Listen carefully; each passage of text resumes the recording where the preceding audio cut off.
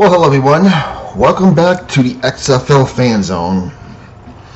It has been a long time since I've talked to you guys. It's been exactly, I'd say about 14 months since my last video.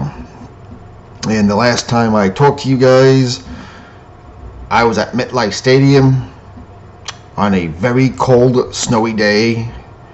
I saw kicker Matt McCrane of the New York Guardians kick 2 clutch field goals. I saw Luis Perez manage an efficient offense that day, and I saw a Guardians defense that was starting to turn things around, and we beat the LA Wildcats that day to go 3-2.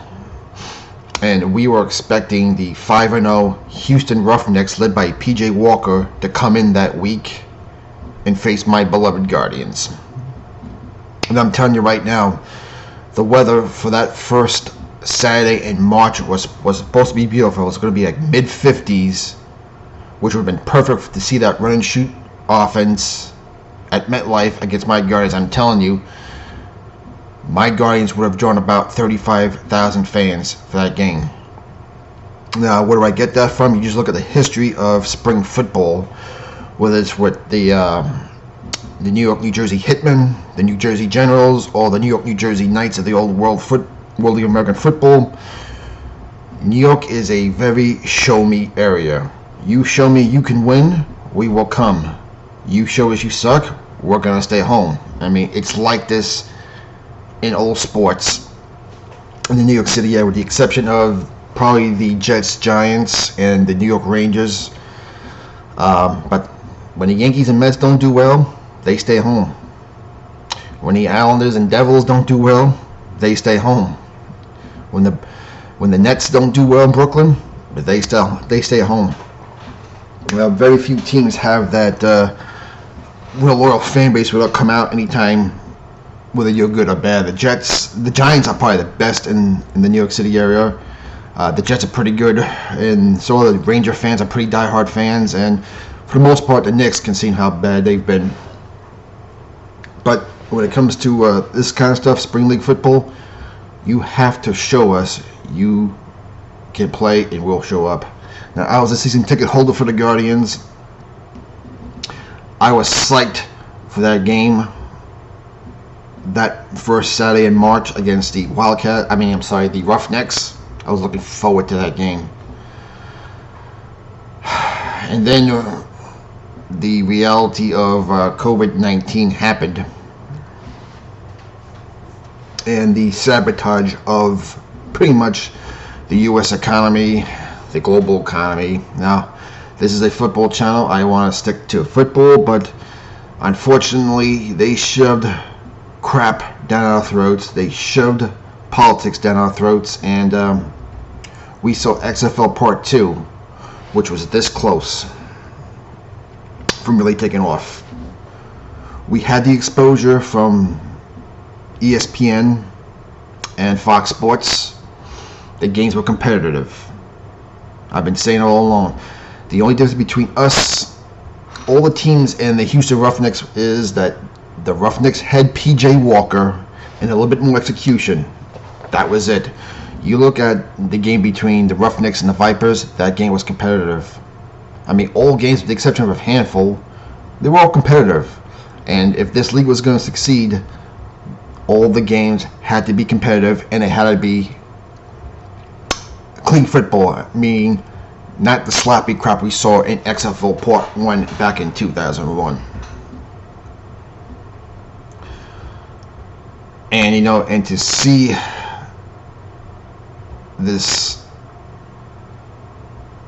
biological attack on our country, which is pretty much what it was, shut us down, it was disheartening.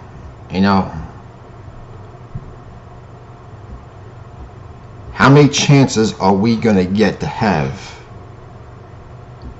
a spring football league? I really felt we were this close. Oliver Luck did everything right under the financial genius of Vince McMahon. Now, a lot of people want to blame Vince McMahon. I can't blame Vince McMahon. His business is wrestling and was the XFL football. They're spectator sports. If you stop your spectators from going to your events, How are you going to make money? I mean, this wasn't Vince McMahon's fault. And I know a lot of people are upset with how Oliver Luck was treated by Vince McMahon. Yeah, I get it. Oliver Luck was a genius. He did everything right, just about. He did 95% of everything right. But in the end, it's a business. And since Vince McMahon did sell about 3 years worth of stock of WWE to make this work, you can't accuse of Vince McMahon not giving his all at the age of 75 to make this work. He didn't have to do this, but he wanted to. So to blame Vince McMahon is just not fair. And it would be great to see Oliver Luck come back to XFL Part 2. I just don't. Much as I would love to see that happen, it's not going to happen. Because as long as he has his lawsuit, I'm not sure what the status of that lawsuit is with Vince McMahon, it's probably not going to happen. And probably since The Rock was an old employee of Vince McMahon, I just wouldn't hold my breath. And the question is, who will they hire as their commissioner? And when is XFL Part 3 going to kick off? Let me tell you something. It was. I'm going to say again, it was disheartening. Many of you have seen my videos, who see my live videos on the other Facebook groups. I had all the jerseys. I had season tickets. I gave you videos of the Guardians training camp, mini camp, their game day events. I went to Washington, D.C. to watch their game day stuff. I was into it. I still am. But as XFL Part 3 becomes more and more of a reality, I hope the XFL does something that the other leagues won't do, and that's unite the people of this country to enjoy sports again. The two things, maybe three, that really unite a people in the country: sports and concerts. And I guess you could say entertainment, movies in general, that's fine. But leave the politics out of it. We've seen the ratings of the NBA, the NFL, and Major League Baseball take a major hit because people don't want to see political slogans on the sidelines. People don't want to see people kneel for the national anthem. People just want to go to a ball game and have fun. They want to be entertained. They want to see competitive football, good football. People want to high-five each other no matter what side of the political spectrum you're on, whether you believe COVID-19 was legit or not. For those 3 hours of our life, we want to sit in the parking lot, tailgate, eat food, throw a football around, go in there and watch football. And we want to be united for those 3 hours and rooting for your team. And I'm sorry, as I've seen the other leagues go to this ridiculous fake crowd noise, cardboard cutouts. You've seen even WWE Wrestling go with this TV thing around their rings. It's just not the same. You've taken away half of what the sport's supposed to be. The atmosphere of a professional sporting event is half the event. Same thing with wrestling. I mean, who goes to an empty concert? Who wants to go to an empty football game on TV or watch it on TV? It is just not the same. And I hope now that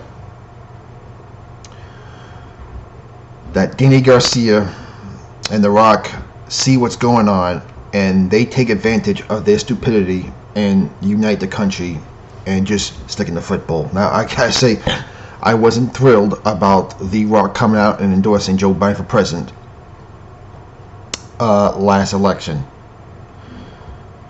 And yes, I know he did endorse Donald Trump in 2016. That's fine. I don't care if he endorsed Joe Biden. If he wants to vote for Joe Biden, that's fine.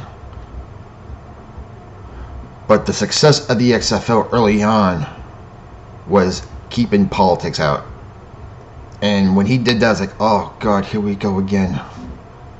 Here we go again. Are we going to go this? Because if the XFL wants to go down this road of injecting politics into the sport, or if they're going to allow the networks to do it, this league will be a fart in the wind like the other failed football leagues of the past. I don't care if it's XFL Part 1, the World Football League, the UFFL, the United States Football League, the World League.